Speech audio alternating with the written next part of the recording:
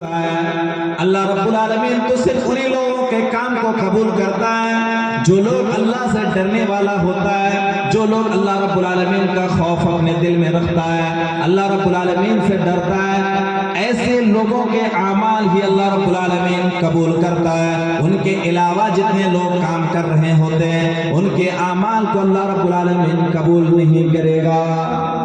میرے بھائیو، متقی جو لوگ ہوگا، جو پرہیزگار لوگ ہوگا، انہی لوگوں کے اعمال اللہ تبارک و تعالیٰ قبول کرے گا، ان کے علاوہ اللہ تبارک و تعالیٰ کسی کے اعمال قبول نہیں کرے گا۔ میرے بھائیو، روزہ اللہ نے فرض کیا تھا تاکہ ہم متقی بن جائیں، پرہیزگار بن جائیں، اللہ والا بن جائیں۔ اپنے اندر ٹٹول کر کے دیکھیں کہ کیا آپ نے اللہ والا بن گیا؟ اللہ والا بن گیا؟ اپنے آپ کو ٹٹولے، اپنے آپ کو پوچھیں، اپنے آپ سے سوال کریں، ہم اللہ والا بن پائے ہیں کہ نہیں بن پائے؟ حضرت ابو سعید خدری رضی اللہ تعالیٰ عنہ بیان کرتے ہیں، ایک مرتبہ میں اللہ کے رسول صلی اللہ علیہ وسلم کے دربار میں حاضر ہوا۔ اللہ کے رسول صلی اللہ علیہ وسلم سے میں نے سوال کیا کہ اللہ کے نبی صلی اللہ علیہ وسلم مجھے کچھ وصیت کر دیجئے، مجھے کچھ بتا کر کے جائیے۔ اللہ کے نبی صلی اللہ علیہ وسلم نے وصیت کرتے ہوئے حضرت ابو سعید خدری کو فرمایا، اوصیکا بتقوی اللہ۔ حضرت ابو سعید خدری کو اللہ کے نبی نے فرمایا، اے ابو سعید خدری سن لو، جہاں بھی دنیا کے اندر رہو اللہ کا خوف تمہارے دل میں ہونا چاہیے۔ دنیا کے کسی بھی کونے میں چلے جاؤ، کسی بھی خطے میں چلے جاؤ، کسی بھی جگہ میں چلے جاؤ، اگر اللہ کا خوف تمہارے دل میں ہے، اللہ کا ڈر تمہارے دل میں ہے، اللہ رب العالمین کبھی ذلیل نہیں کرے گا، کبھی آپ کو رسوا نہیں کرے گا، کبھی آپ کو دنیا والوں کے سامنے جھکنے نہیں دے گا۔ میرے بھائیو، حضرت ابو سعید خدری رضی اللہ تعالیٰ عنہ کو اللہ کے رسول صلی اللہ علیہ وسلم نے تقوی کا کہا کہ اللہ کا ڈر ہو جائے، اللہ کا خوف ہو جائے۔ آج ہم سمجھے کتنا ہمارے دل کے اندر ڈر ہے، کتنا ہمارے دل کے اندر اللہ کا ڈر ہے، اللہ کا خوف ہے۔ ہم ڈیلی 5 وقت کی نماز چھوڑ رہے ہیں، ہمارے اندر کتنا ڈر ہے اللہ تعالیٰ کا۔ میرے بھائیوں، نماز چھوڑ کے آپ یہ نہ سمجھے کہ ہم تو کچھ بوڑھے ہو جائیں، کچھ عمر گزر جائیں گی، اس کے بعد ہم نمازی بن جائیں گے۔ میرے بھائیوں، یہ اللہ کا قرض ہے۔ ایک وقت کی نماز اگر ہم قضا کر رہے ہیں، چھوڑ رہے ہیں جان بوجھ کر کے، یہ ہم پر اللہ تبارک و تعالیٰ کی طرف سے قرض آ رہا ہے، ہم کو ادا کرنا ہی پڑے گا۔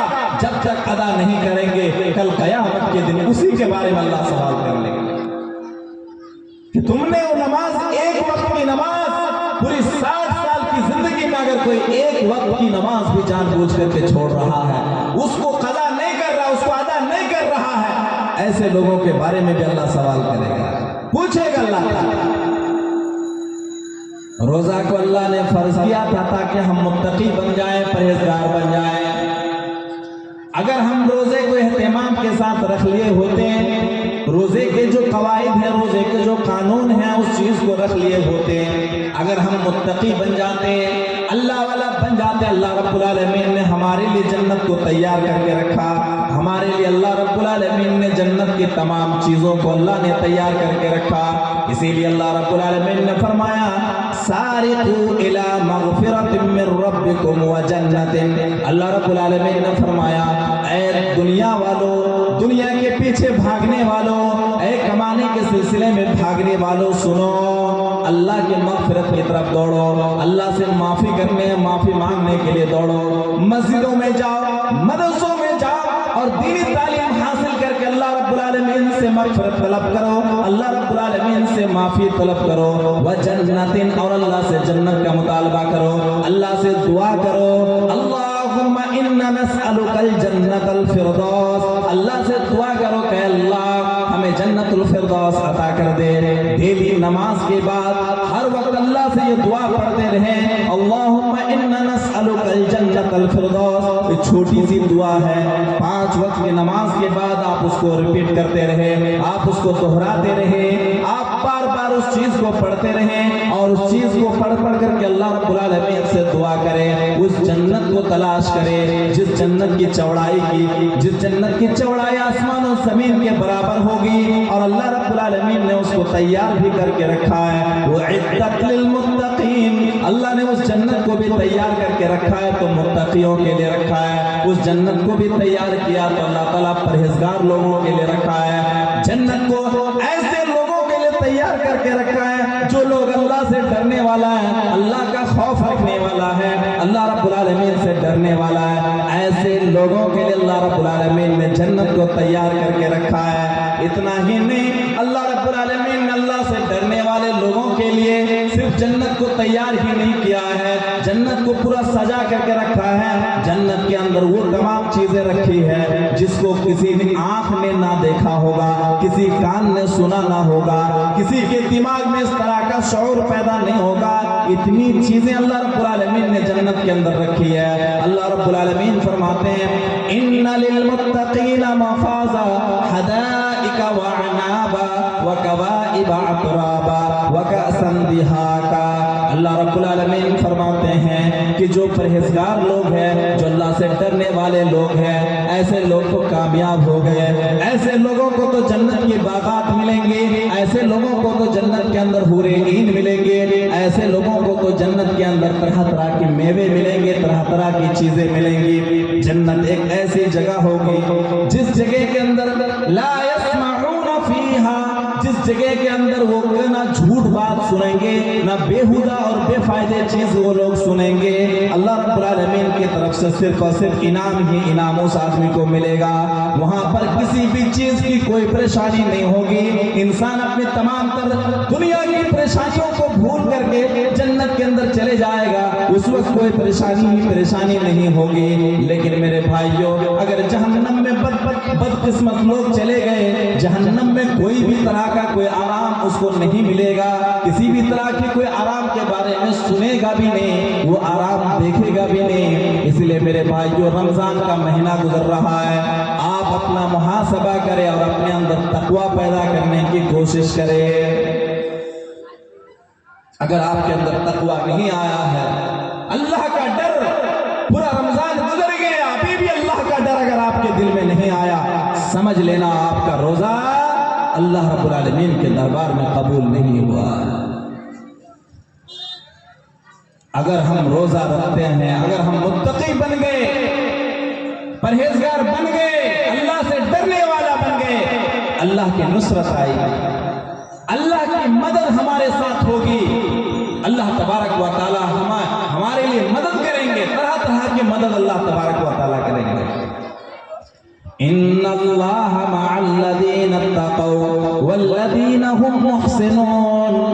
اللہ رب العالمین فرماتے ہیں اللہ ان لوگوں کے ساتھ ہوتا ہے، اللہ ان لوگوں کا ساتھ دیتا ہے جو لوگ اللہ سے ڈرنے والا ہے، اللہ رب العالمین ان لوگوں کا ساتھ دیتا ہے۔ والذین هم محسنون، جو لوگ نیک کام کرنے والے ہوتے ہیں، جو لوگ اچھے کام کرنے والے ہوتے ہیں، نماز کا 12 مہینہ نماز کو ادا کرنے والے لوگ ہوتے ہیں، جو لوگ امر بالمعروف اور نہی عن المنکر کا کام کرتے ہیں، ایسے لوگوں کے ساتھ اللہ رب العالمین ہوتا ہے۔ دوسری آیت کے اندر اللہ نے فرمایا ان اللہ یحب المتقین، اللہ رب العالمین پسند بھی کرتا ہے، اللہ محبت بھی کرتا ہے تو ایسے لوگوں سے کرتا ہے جو لوگ اللہ سے ڈرنے والے ہوتے ہیں، جو اللہ کے سامنے خاکساری اور اللہ رب العالمین کے سامنے تواضع اختیار کرتا ہے، اپنے آپ کو جھکا کر کے رکھتا ہے، اللہ کے سامنے تکبر نہیں دکھاتا، اللہ کے سامنے اکڑ کر نہیں چلتا ہے۔ اللہ نے جو مال آپ کو دیا ہے اسی مال کے چکر میں پڑ کر کے آپ اللہ کے سامنے اکڑ کر کے چلنا شروع کر دیے۔ اے ایمان والو، ذرا سدھر جاؤ، ابھی بھی آپ کے پاس وقت ہے۔ اللہ رب العالمین تو ایسے لوگوں کے ساتھ ہوتا جو اللہ سے ڈرنے والا ہوتا، اللہ کا خوف جس کے دل میں ہوتا ہے۔ اگر اللہ کی مدد چاہیے، آج ہم اور آپ صرف شکایت کرتے ہیں کہ اللہ ہماری دعا کو قبول نہیں کر رہے ہیں، ہم یہ سوچ رہے ہیں ہم اللہ سے جا کے دعا کریں، اللہ ہم کو 10 لاکھ روپیہ دے دے اور ہمارے گھر میں آ جائے، بس ہم اتنا چاہتے ہیں۔ میرے بھائیوں، آپ نے دعا کا وہ جو طریقہ ہے اس کو آپ نے چھوڑ دیا. آپ کے اندر صبر نہیں ہے, انتظار نہیں ہے. آپ چاہتے ہیں کہ بس ہماری زبان سے وہ دعا نکل جائے اور اللہ قبول کر لے اور ہمارے گھر میں وہ اناج, وہ طرح طرح کی چیزیں پہنچ جائے, جیسے میں دعا کروں اللہ تعالیٰ دے دے, تب جو ہے ہم خوش ہو جائیں گے. میرے بھائیو, اگر اللہ سے لینا ہے, اللہ سے اگر لینا ہے, اللہ کے سامنے جھکنا ہوگا. حضرت آدم علیہ السلام کو اللہ نے جنت میں رکھا تھا, جنت میں رکھا تھا. آدم کو اللہ نے جنت میں رکھا اور منع کیا تھا کہ جنت کی ساری چیزوں سے فائدہ اٹھاؤ, صرف ایک درخت کے بغل میں مت جانا, اس درخت سے صرف دور رہنا. اس کے بعد جنت کے اندر جتنی چیزیں ہیں ساری چیزوں سے فائدہ اٹھاؤ. حضرت آدم علیہ السلام کو ابلیس نے بہکا دیا, کہہ رہے نہیں اس درخت کا آپ پھل کھا لیجئے. جیسے ہی حضرت آدم علیہ السلام نے درخت کا پھل کھایا, جنت کا لباس اپنے بدن سے اتر گیا. اللہ رب العالمین نے حضرت آدم کو دنیا میں بھیج دیا, جنت سے نکال دیا. اس وقت حضرت آدم علیہ السلام کی زبان سے ایک دعا نکلی. حضرت آدم نے اس وقت دعا کیا تھا اللہ سے, وہ دعا ہم اور آپ کریں. ربنا ظلمنا انفسنا وان لم تغفر لنا وترحمنا لنكونن من الخاسرین. حضرت آدم علیہ السلام نے ایک چھوٹی سی غلطی کیا جس کی وجہ سے اللہ نے اس کو جنت سے نکال دیا. اللہ کے سامنے دعا کرنے جا رہے ہیں, ربنا ظلمنا. سب سے دعا کا جو پہلا لفظ ہے وہ دعا کا پہلا لفظ بڑا انوکھا لفظ ہے. حضرت آدم علیہ السلام اللہ کے سامنے ہاتھ اٹھا کر کے دعا کر رہے ہیں, ربنا, اے ہمارا پروردگار, ظلمنا, اے اللہ ہم نے اپنے اوپر ظلم کیا ہے, اے اللہ میں مجرم ہوں, میں نے گناہ کیا ہے. اپنے آپ کو حضرت آدم نے جھکا دیا اور اپنے آپ سے کہا کہ اللہ میں نے جرم کیا ہے, میں نے گناہ کیا ہے. ربنا ظلمنا انفسنا, اے اللہ میں نے اپنے اوپر جرم کیا ہے, میں خود مجرم ہوں, میں خود گنہگار ہوں. حضرت آدم علیہ السلام دعا کیا تو کس طریقے سے, دعا کا ایک آداب, ایک طریقہ آپ کو سکھا رہے ہیں کہ سب سے پہلے انسان جب اللہ کے سامنے جائے اپنے آپ کا دوشی ٹھہرائیں. ایسا نہیں ہے ہاتھ اٹھا لیا, اللہ مجھے بنگلہ دے دے, اللہ مجھے یہ دے دے, وہ دے دے, بس مانگنے پر چلے جا. میرے بھائیو, حضرت آدم نے کیا کیا, سب سے پہلا پھر گناہ کا اقرار کیا, اے اللہ میں گناہ کیا ہوں. ربنا ظلمنا انفسنا وان لم تغفر لنا, اے اللہ اگر تو نے معاف نہیں کیا, اگر تو نے رحم نہیں کیا, لنکونن من الخاسرین, اے اللہ ہم برباد ہو جائیں گے, اے اللہ ہم تباہ ہو جائیں گے, ہم ختم ہو جائیں گے, ہم زندگی ختم ہو جائے گی, اے اللہ تو ہم کو بچا لے. اللہ رب العالمین نے حضرت آدم علیہ السلام کی دعا کو اللہ نے قبول کر لیا. حضرت آدم کی دعا کو اللہ نے قبول کر لیا. میرے بھائیو, یہ رمضان کا مہینہ گزر رہا ہے, آپ دعا کریں کہ آخری عشرے میں ہیں, اللہ سے دعا کریں. آپ صرف یہ سوچے کہ ہماری زبان سے نکلے اور ہمارے گھر میں حاضر ہو جائے, ایسا نہیں ہو سکتا. حضرت ایوب علیہ السلام کو جانتے ہیں, حضرت ایوب کو جانتے ہیں, ایک نبی ہے, اللہ کے جانب سے بھیجے ہوئے بنائے ہوئے ایک نبی ہے حضرت ایوب علیہ السلام. اس کی کہانی اگر سنیں گے آپ کے بدن کے روم کھڑے ہو جائے گا, آپ کی آنکھوں سے آنسو جاری ہو جائیں گی. حضرت ایوب علیہ السلام, حضرت ایوب علیہ السلام لگاتار 12 سال بیمار رہے. 1 سال نہیں, 2 سال نہیں, 12 سال بیمار رہے اور اس طرح کی بیماری میں مبتلا ہو گئے کہ اس کے بدن میں کیڑے پڑ گئے. دنیا کے تمام انسان آہستہ آہستہ حضرت ایوب سے دور ہونے لگا, گھن محسوس کرنے لگے. خود اس کی بیویاں دور بھاگنے لگی, اس کی بیویاں وہاں سے بھاگنے لگی, سوائے ایک بیوی کی ساری بیویاں بھی بھاگنے لگی. بدن سے بدبو آ رہا تھا. حضرت ایوب نے اللہ سے دعا کیا. 12 سال کے بعد اتنی مشقت اتنی پریشانی کو جھیلنے کے بعد اللہ سے جب دعا کیا تو کیا کہا؟ اے اللہ انی مسنی الضر وانت ارحم الراحمین. اے اللہ میں بیمار ہوں, مجھے تکلیف پہنچی ہے, میں بیمار ہوں. اے اللہ تو تو رحم کرنے والا ہے, تیرے علاوہ تو کوئی اس کو شفا دے نہیں سکتا, تیرے علاوہ تو اس کو کوئی ختم نہیں کر سکتا. حضرت ایوب نے اللہ سے یہ نہیں کہا اے اللہ تو مجھے ٹھیک کر دے, اے اللہ تو مجھے ٹھیک کر دے. ایسی دعا حضرت ایوب کی زبان سے نہیں نکلی. حضرت ایوب نے بس ایک شکایت کی, انی مسنی الضر, اے اللہ مجھے تکلیف پہنچی ہے, اے اللہ یہ تکلیف اب حد سے زیادہ ہو گئی ہے, دنیا والے میرا ساتھ چھوڑ دیا ہے. اے اللہ جہاں دنیا کے ڈاکٹر میرا ساتھ چھوڑ دیا ہے, ڈاکٹروں کا ڈاکٹر تو تو ہی ہے, انت ارحم الراحمین, تو ہی تو رحم کرنے والا. اے اللہ تیرے دروازے سے اگر نہیں مدد آئے گی تو کہاں جائیں گے؟ لاسٹ ہی پہ آیا ہوا ہوں. جیسے یہ دعا حضرت ایوب نے کیا, اللہ کو حضرت ایوب کا یہ طریقہ اتنا پسند آیا. اللہ نے کہا, اللہ رب العالمین نے کہا فاستجبنا له فکشفنا. اللہ رب العالمین نے حضرت ایوب کی دعا کو قبول فرما لیا, حضرت ایوب کی دعا کو قبول فرما لیا, اور حضرت ایوب کی تمام بیماری کو اللہ رب العالمین نے دور کر دیا.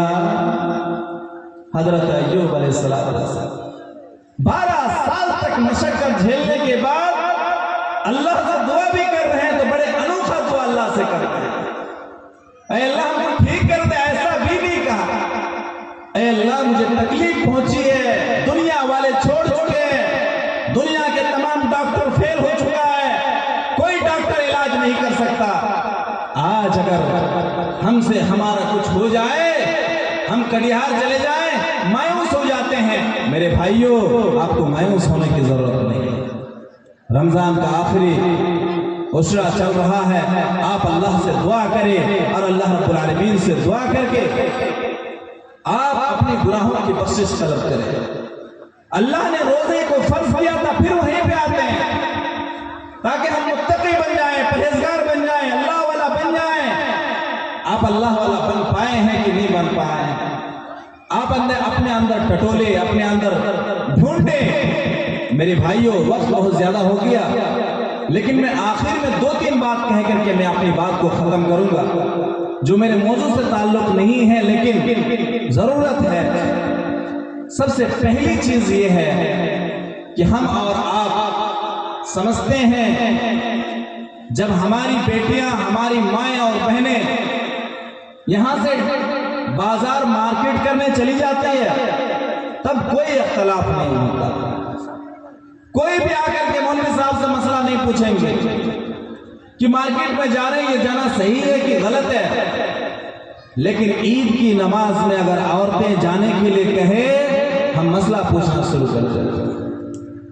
ہم بولتے ہیں کہ عید کی نماز میں عورتیں کا جانا صحیح ہے کہ نہیں ہے. آئیے میں ایک حدیث میں آپ کے سامنے رکھوں گا.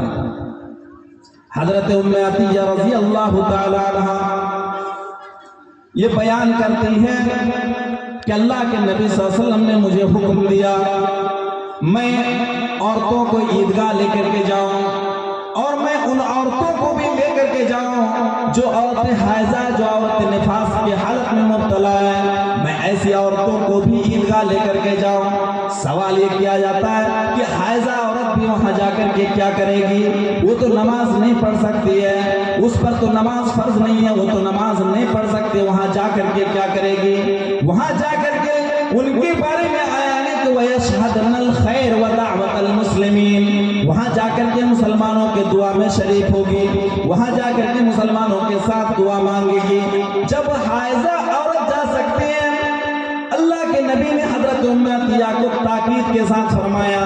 حضرت ام عطیہ فرماتی ہیں یہ حدانا لا یکون لہا جلباب, اے اللہ کے نبی ہم میں سے کچھ عورتیں ایسی بھی ہوتی ہیں, غربت اتنی زیادہ ہے, فقیری اتنی زیادہ ہے, غریبی اتنی زیادہ ہے, ہم میں سے کتنی عورتیں ایسی ہیں جس کے پاس اوڑھنے کے لیے اوڑھنی نہیں ہے. اے اللہ کے رسول ایسی عورتیں کیا کرے گی؟ نبی کریم صلی اللہ علیہ وسلم نے فرمایا اگر کوئی عورت ہے جس کے پاس اوڑھنی نہیں ہے, جس